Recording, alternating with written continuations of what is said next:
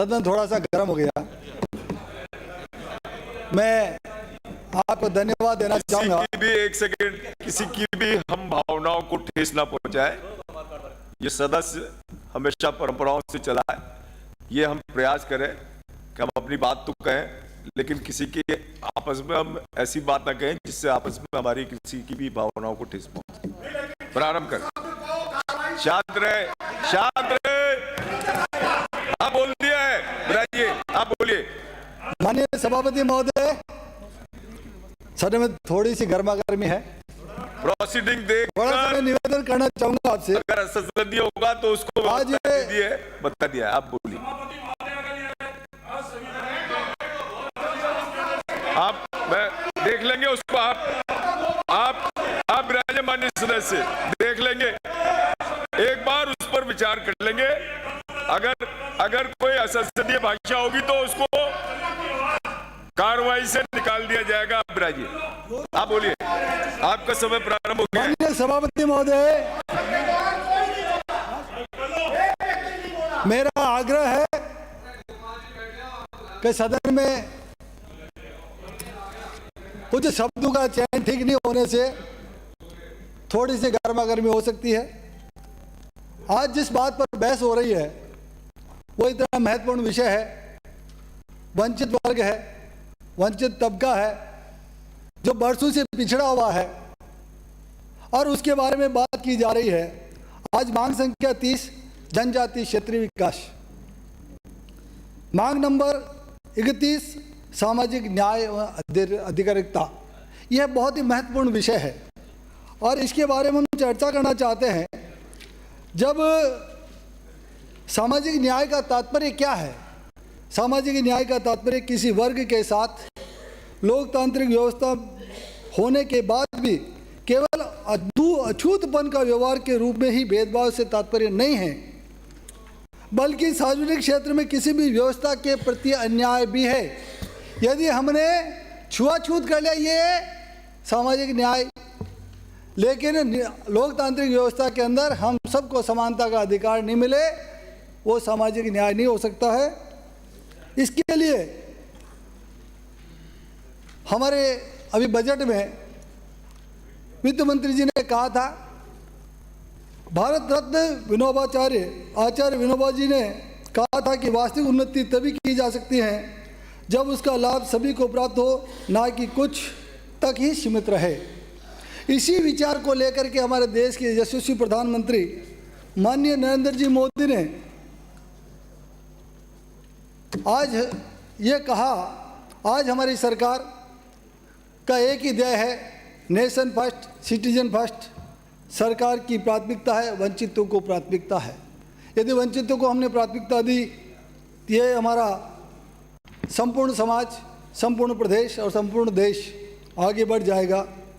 हमारी सरकार गरीब को गणेश मान करके उनकी आर्थिक स्थिति को मजबूत और संबल करने का प्रयास कर रही है, सुदृढ़ करने का प्रयास कर रही है। सरकार की सहायता अंतिम पंक्ति में बैठे हुए व्यक्ति तक पहुँचे, इस बात की प्राथमिकता हमारी सरकार लेकर के चल रही है। पंडित दीनदयाल जी उपाध्याय ने कहा था, जो हमारे प्रणेता हैं, उन्होंने चिंतन के आधार पर कहा, सरकार की सारी सुविधाएं अंतिम पंक्ति में खड़े व्यक्ति तक जब तक हम नहीं पहुंचाएंगे, तब तक इस देश और देश में रहने वाले व्यक्तियों को, उनके आर्थिक जीवन को आगे नहीं बढ़ा सकते हैं, उनको ऊंचा नहीं कर सकते हैं। हमारी सरकार इसी उद्देश्य को लेकर के पूरे प्रदेश का सर्वांगीण विकास करने के लिए तत्पर हैं। जब बात यहाँ तक आ जाती है, सामाजिक न्याय की अवधारणा के ऊपर हम बोलने के लिए आज खड़े हुए हैं। जब सामाजिक न्याय की बात आती है तो मैं वहाँ से लेकर के चलता हूँ जब हमारे समाज के अंदर भेदभाव, छुआछूत, गरीबी और सब लोग जो वंचित रह गए थे उनको किस प्रकार से मुख्य धारा के अंदर लाया जाए। जब सामाजिक न्याय की बात है तो तथागत बुद्धा से लेकर के हम सम्राट अशोक, छत्रपति शिवाजी, ज्योतिबा फुले, सावित्रीबाई फुले, छत्रपति साहू जी महाराज और संविधान निर्माता बाबा साहेब डॉक्टर भीमराव अंबेडकर जी को अलग अलग तरीके से उन्होंने सामाजिक व्यवस्था में परिवर्तन और क्षमता लाने का उन्होंने काम किया। हम जो आधुनिक भारत के इतिहास को देखें तो ज्योतिबा फुले ने बाल्यकाल से ही सामाजिक न्याय और वंचित परिवार की महिलाओं को आगे बढ़ाने के लिए, उन अछूतों और पिछड़ों को आगे बढ़ाने के लिए, आदिवासी और गुमंतक जातियों को सामाजिक और बौद्धिक उत्थान के लिए संघर्ष किया और पिछड़ों और अछूतों को और महिलाओं को शिक्षा देने के लिए सबसे पहले ज्योतिबा फुले ने अपनी पत्नी सावित्रीबाई फुले को शिक्षित किया और पहली महिला शिक्षिका सावित्रीबाई फुले ने एक बालिका पाठशाला उन्होंने चलाने का काम किया।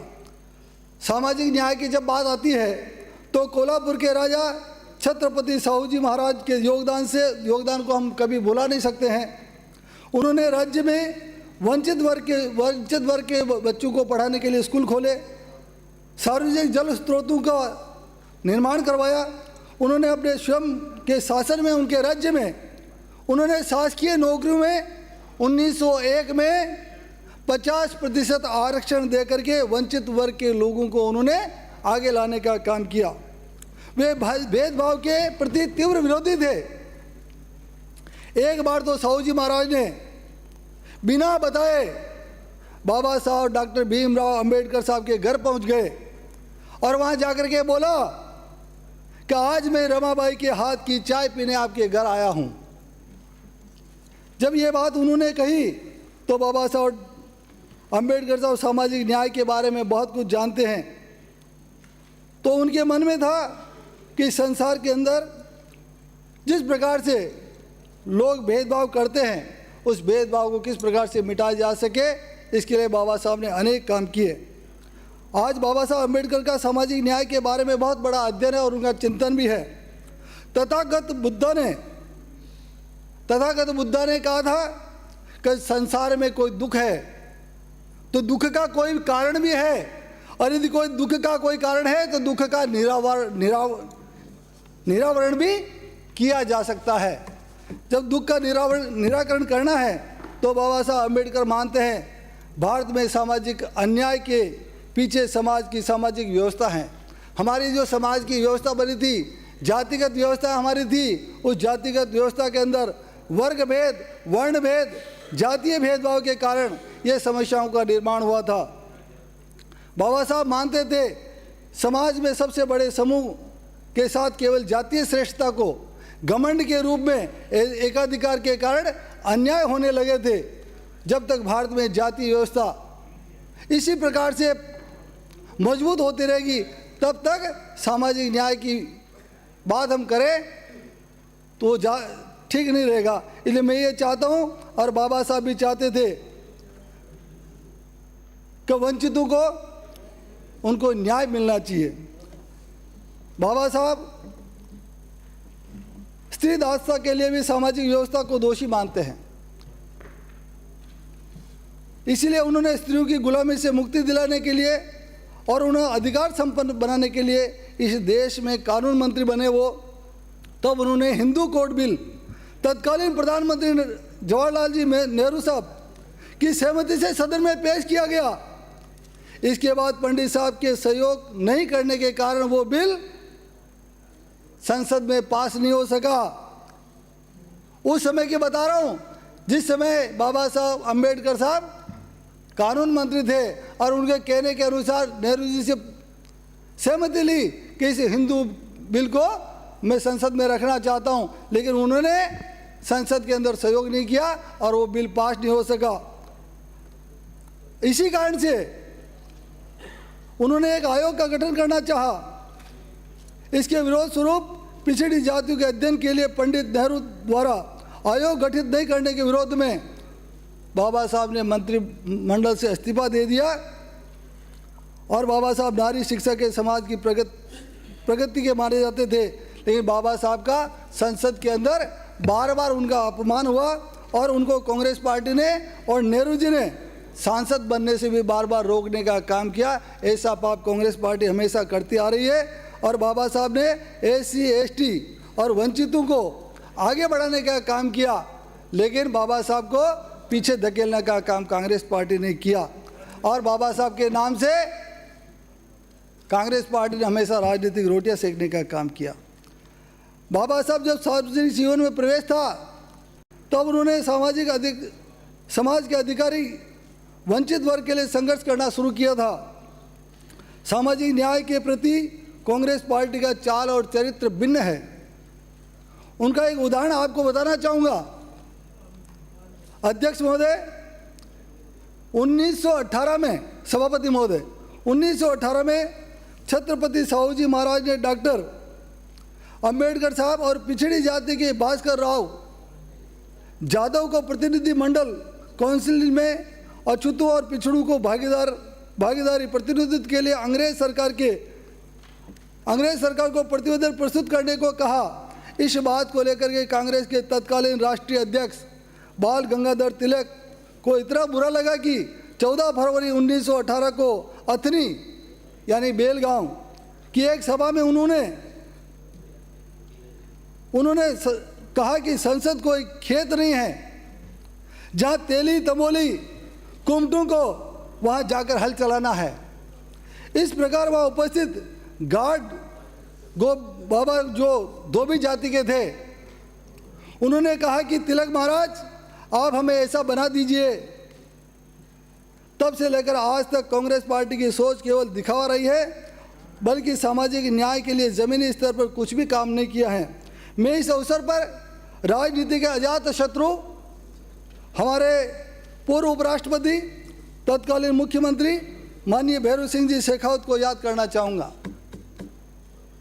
उन्होंने जिस प्रकार से SC, ST, OBC महिलाओं को राजनीतिक चेतना लाने के लिए उन्होंने जो काम किया, जब मैं पहली बार 1993 के अंदर जीत करके आया था तब मैं देखता था कि न तो किसी भी ग्राम पंचायत में, ना ही किसी जिला परिषद में, ना ही कहीं प्रधान, ना ही कोई पंचायत का सरपंच, ना ही नगर पालिका पार्षद, ना कोई चेयरमैन SC, ST और OBC का होता था, न कहीं महिला होती थी। लेकिन मैं धन्यवाद देना चाहूँगा उस महान विभूति भैरू सिंह जी शेखावत साहब को, जिन्होंने 1995 के अंदर SC, ST और OBC का कानून ला करके आज राजनीतिक चेतना ला करके सामाजिक न्याय करने का किसी ने काम किया। उस प्रणेता का नाम है भैरू सिंह शेखावत। राजनीति में आरक्षण मिलने से लोगों के अंदर आज चेतना आई है। आज महिलाएं सरपंच बनती है, जिला प्रमुख बनती है, पार्षद बनती है, चेयरमैन बनती है, सरपंच बनती है, वार्ड पंच बनती है। ये भैरू सिंह जी शेखावत की देन है कि उन्होंने संविधान के अंदर ऐसे प्रावधान किए, हर व्यक्ति को राजनीतिक चेतना के लिए अपने आप को आगे लाने के लिए उन्होंने एक मौका दिया। कांग्रेस पार्टी ने 50 साल तक शासन किया। क्या आपके राज में आप बता सकते हो 1952 से जब आम चुनाव हो रहे हैं, लोकसभा के और सारे चुनाव, क्या तब से आपने किसी को सरपंच बनने दिया? SC को, ST को, OBC को, किसी महिला को? कभी नहीं। आपकी कथनी और करनी में रात दिन का फर्क है। आपने 50 साल तक राजस्थान की जनता को भी लूटा और देश की जनता को भी लूटा। और आज मुझे ये कहते हुए बड़ी शर्म आती है कि 1990 जिस समय मैं अध्यापक था, जब अखबार की कटिंगें पढ़ता था, कश्मीर के अंदर से लोगों की हत्याएं करके उनके सामान और मकान लूट करके, उनकी संपत्ति को लूट करके कश्मीर से उन लोगों को निकाला जा रहा था। तब वहां पर कांग्रेस का शासन था, कश्मीर में भी, और भारत की सरकार भी कांग्रेस की थी। उनके लिए कोई कानून नहीं था, उनकी FIR दर्ज नहीं हुई, उनकी सारी संपत्तियां छीन ली। आज एक छोटे से छोटे व्यक्ति का भी कोई थप्पड़ मार दे, उसको 151 में पाबंद किया जाता था। लेकिन 1990 के अंदर इतना अत्याचार हुआ, इतना गुंडागर्दी हुई, इतने लोगों को मार काट गया। क्या उस समय ये सो रहे थे क्या? ये लोग तो वही है, ये पार्टी वही है, इनको सोचना पड़ेगा। मैं निवेदन करना चाहूँगा आज, यहाँ तक कि बाबा साहब को संसद में जाने के लिए बार बार इन्होंने रोकने का काम किया। एक बार नहीं, 2 बार। बाबा साहब चाहते थे गरीब और पिछड़े लोगों की उन्नति हो, उत्थान हो, लेकिन उनका उत्थान नहीं हो सके। ऐसा काम इन्होंने हमेशा उनको रोकने का काम किया। यहाँ तक कि बाबा साहब को भारत रत्न भी नहीं दे सके। मैं धन्यवाद देना चाहूँगा अटल बिहारी वाजपेयी जी को, हमारे प्रधानमंत्री जी, पूर्व प्रधानमंत्री, तत्कालीन प्रधानमंत्री जी को। उन्होंने बाबा साहब को भारत रत्न दे करके उनका सम्मान करने का काम किया। आज इंग्लैंड के अंदर वहाँ की यूनिवर्सिटी में उनकी मूर्ति लगी है। और जो ऐसे महान व्यक्ति था, जो संविधान का निर्माण करने वाला था, यानी उनसे आपने काम करा लिया, उनको उचित सम्मान भी नहीं दे सके।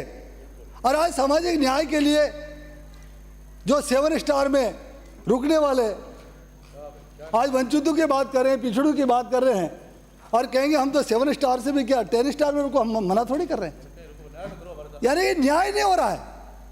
यानी न्याय, जहाँ सामाजिक न्याय की जहाँ बात आती है, तो उस संविधान निर्माता के लिए मैं बार बार, मेरे मन में इतनी चिंता होती है कि इतने महान व्यक्तित्व जो हमने उनको सिर्फ पढ़ा है, हमने देखा नहीं, आज हम उनके चरण छूते हैं। और आज यदि आधुनिक भारत के कोई प्रणेता हैं, यदि वास्तव में कोई इस राष्ट्र का प्रमुख व्यक्ति को कहलाने योग्य है, तो मैं सोचता हूँ कि महात्मा गांधी से भी उनका नाम ऊपर होना चाहिए। मैं ये मानता हूँ आज की तारीख में। बाबा साहब की से समाज का विकास इस बात पर निर्भर करता है उस समाज की नारी कितनी शिक्षित है। प्रगतिशील समाज में नारी का सम्मान होना बहुत ज़रूरी है। समाज और देश की नारी शक्ति से समुचित प्रतिनिधित्व की भागीदारी का समर्थन करता है। यही सामाजिक न्याय की अवधारणा है। देश में नारी शक्ति का समुचित प्रतिनिधित्व होना चाहिए, लेकिन इसके अंदर भी वर्गों की संख्या के हिसाब से उपस्थित भागीदारी सुनिश्चित की जानी चाहिए। समाज के वंचित भी विधिमंडल के अंदर बैठने चाहिए। जब तक लोग SC ST के लोग नीति निर्धारण मंडल में नहीं बैठेंगे, तब तक ये समाज आगे नहीं बढ़ सकता है। बाबा साहब अम्बेडकर ने अन्य प्रगतिशील नेतृत्वकर्ता सर छोटूराम का नाम प्रमुख रूप से हैं। ये 2 नेता ऐसे थे जो प्रगतिशील भारत के लिए काम करते थे। उनके लगातार प्रयास और संघर्ष की बदौलत 1927 में साइमन कमीशन भारत में अछूत, पिछड़ों और वंचितों को समुचित प्रतिनिधित्व और पिछड़ेपन के अध्ययन करने के लिए भारत आया था।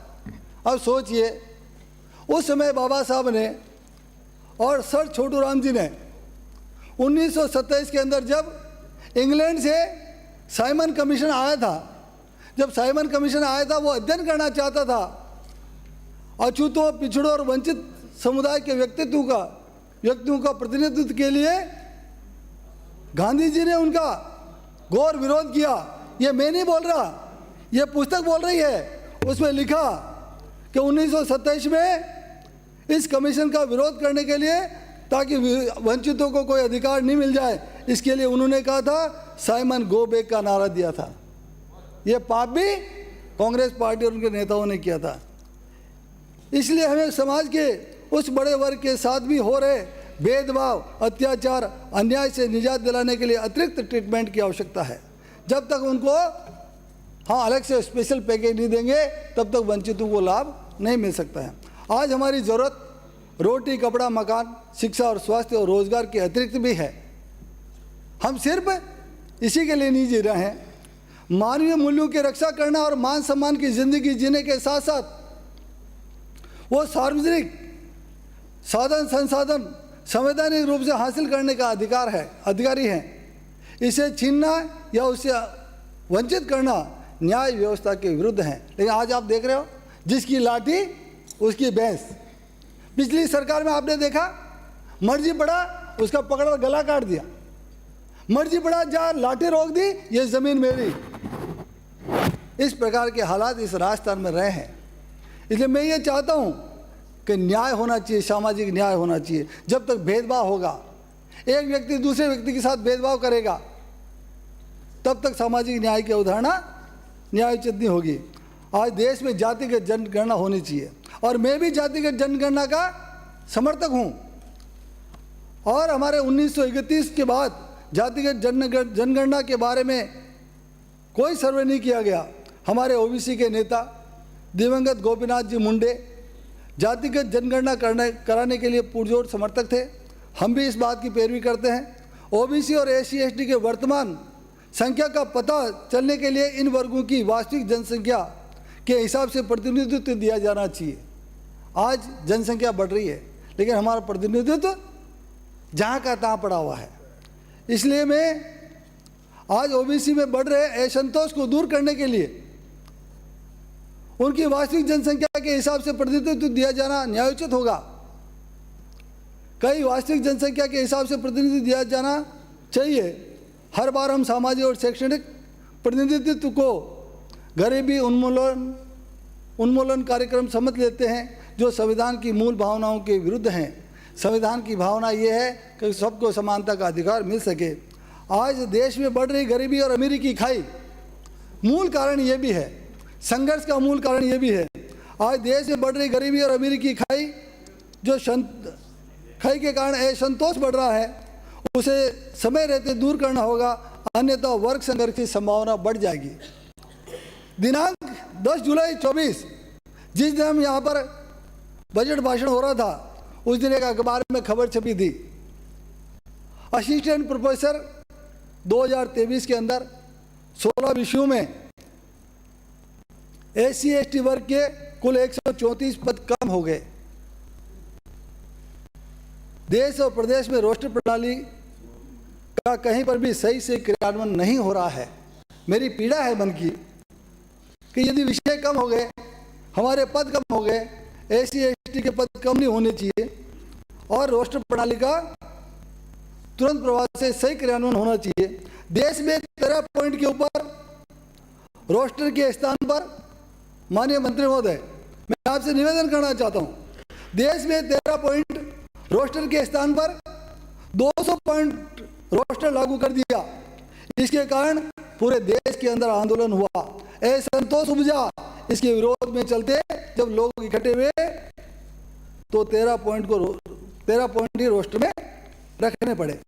मैं निवेदन करना चाहता हूं, आज SC/ST OBC वर्ग के ऊपर बढ़ते हुए अन्याय, अत्याचार, भेदभाव, महिलाओं के साथ दुष्कर्म, बलात्कार घटनाओं जैसे प्रदेश की सरकारों की कानून व्यवस्था और उसकी न्याय प्रणाली पर प्रश्न चिन्ह उठते हैं। आज मैं निवेदन करना चाहता हूं कि वास्तविक स्थिति यह है, चाहे सरकार ये रही हो, मैंने ये सरकार भी देखी, ये सरकार भी देखी, लेकिन हमारी कानून व्यवस्था, हमारा सुशासन मजबूत होना चाहिए, हमारी इच्छा शक्ति मजबूत होनी चाहिए, बदमाशों का इलाज करने की ताकत हमारे में होना चाहिए। ये मेरा भाई है, इसको बचा लूं।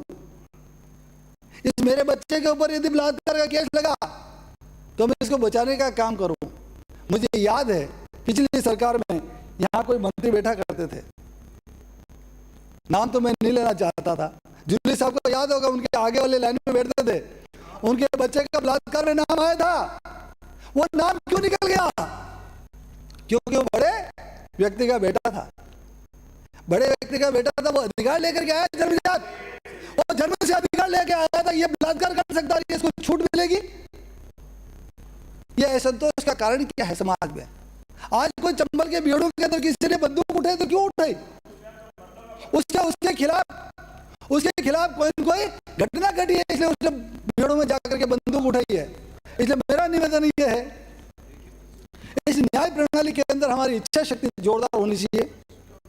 जिस प्रकार सरकारों द्वारा सार्वजनिक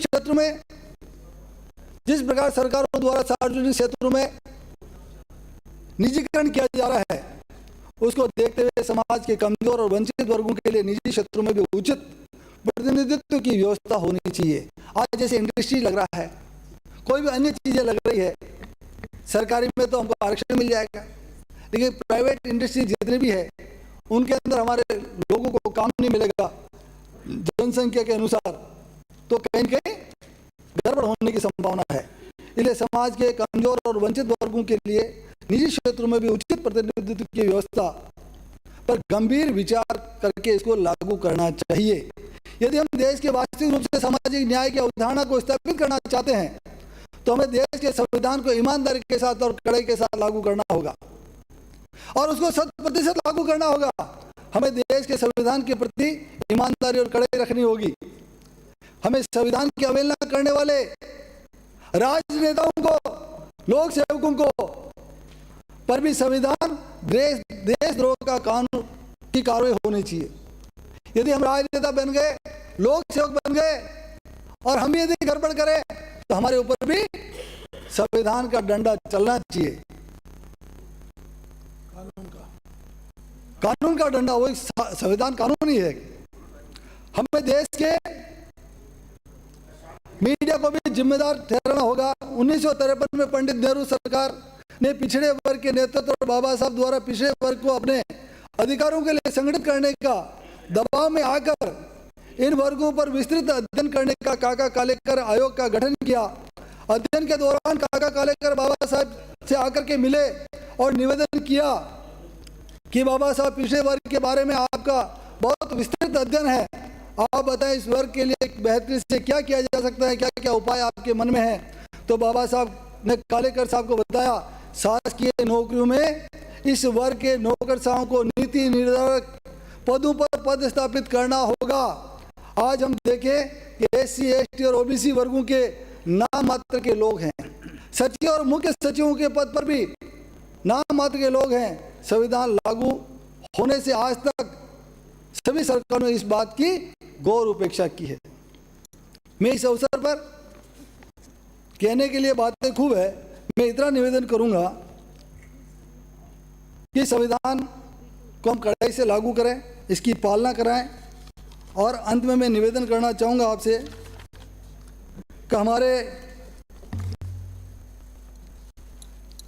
वित्त मंत्री जी ने और हमारी सरकार बनने के बाद हमने कई काम गरीबों के लिए किए हैं। सबसे पहले तो आपने देखा होगा, हमने 450 रुपये में गैस का सिलेंडर दे करके उन तमाम गरीब व्यक्तियों को सहायता पहुंचाने का काम किया।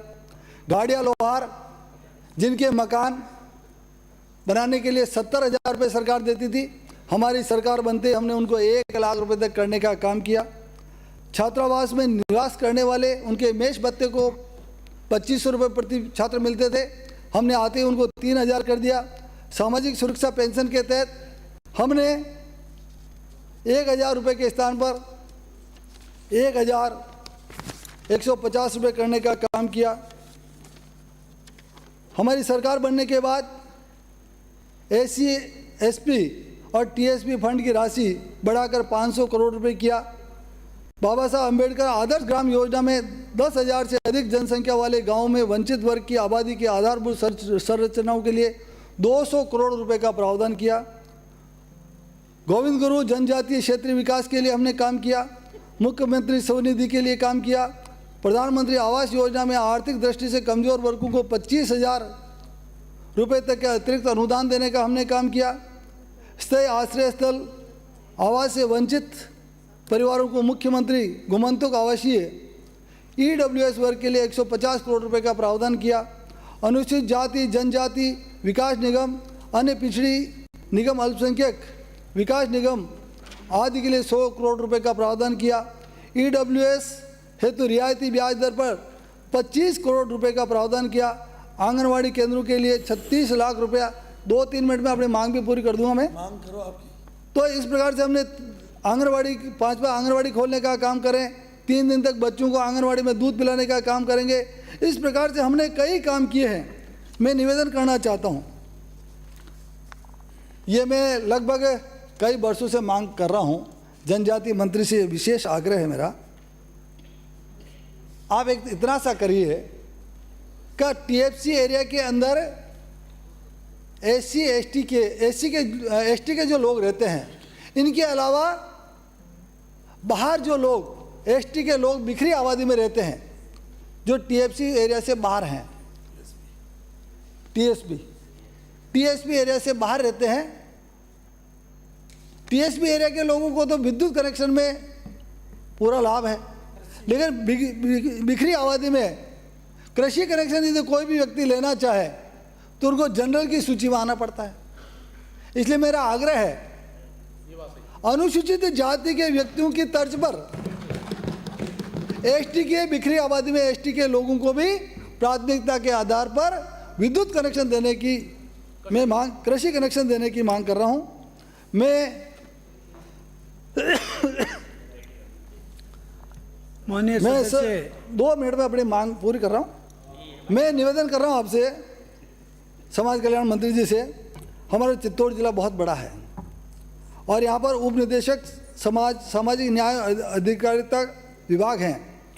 इस कार्यालय को क्रमोन्नत करके संयुक्त निदेशक सामाजिक न्याय अधिकारिता विभाग किया जाकर चित्तौड़ में एक पद संयुक्त निदेशक का एक प्रशासनिक अधिकारी का सृजित करावा। नंबर 1, राशमी के अंदर जो अंबेडकर छात्रावास है वो जीर्ण शीर्ण अवस्था में है, उसको ठीक किया जाए और संचालित करके उसको अवश्य किया जाए। चित्तौड़ जिले में मानसिक विबंधितों हेतु पुनर्वास केंद्र अभी तक नहीं है, इसलिए वो जिले में होना चाहिए। विभाग का कोई भी विधानसभा क्षेत्रों के अंदर वृद्धा आश्रम केंद्र संचालित हो जाए तो उन बुजुर्गों को, जिन नालायक बेटों ने अपने माँ बापों को बाहर निकाल दिया, उन नालायकों के गाल पर थप्पड़ मारने के लिए सरकार उनके पिताजी को आश्रय स्थल पर रख सके, ऐसी व्यवस्था करें। रतन देवी नशा मुक्ति श्री एक मिनट सर एक मिनट जिले के ऊपर नशा मुक्ति केंद्र संचालित हो। पंचायत समिति भोपाल सागर में एक छात्रावास खुले और भोपाल सागर में राष्ट्रीय अनुसूचित जाति बालिका एक छात्रावास खुल जाए और भोपाल सागर में एसटी का छात्रावास हो। और एक निवेदन करना चाहूँगा दोनों मंत्रियों से, विशेष रूप से दोनों मंत्री सुन रहे हैं सर, जनजाति मंत्री जी, मेरा एक निवेदन है। सांवरिया जी में एक छात्रावास बना 15 साल पहले, पीडब्ल्यूडी का ठेकेदार ने बनाया प्लीज। और मुझे आज तक पता नहीं चला कि ये छात्रावास एसटी का चलाएगा या समाज कल्याण मंत्री जी का विभाग चलाएगा। और न वो विभाग ने अभी हैंड ओवर किया है वो बालिका छात्रावास किसके लिए बना, क्यों बना। मैं 15 साल से इस बात को लेकर के कई बार क्वेश्चन लगा दिए, कट मोशन लगा दिए, याचिकाएं लगा दी, लेकिन उस हॉस्टल का पता नहीं चला ये कभी चलेगा कि नहीं चलेगा। मेरा निवेदन है आज बहुत अच्छे तरीके से मैं चाह रहा हूँ, मैं निवेदन करना चाहूँगा माननीय सभापति महोदय, आपने मुझे बोलने का समय दिया, आपके द्वारा इसके लिए बहुत बहुत आभार, धन्यवाद। जय हिंद, जय भारत।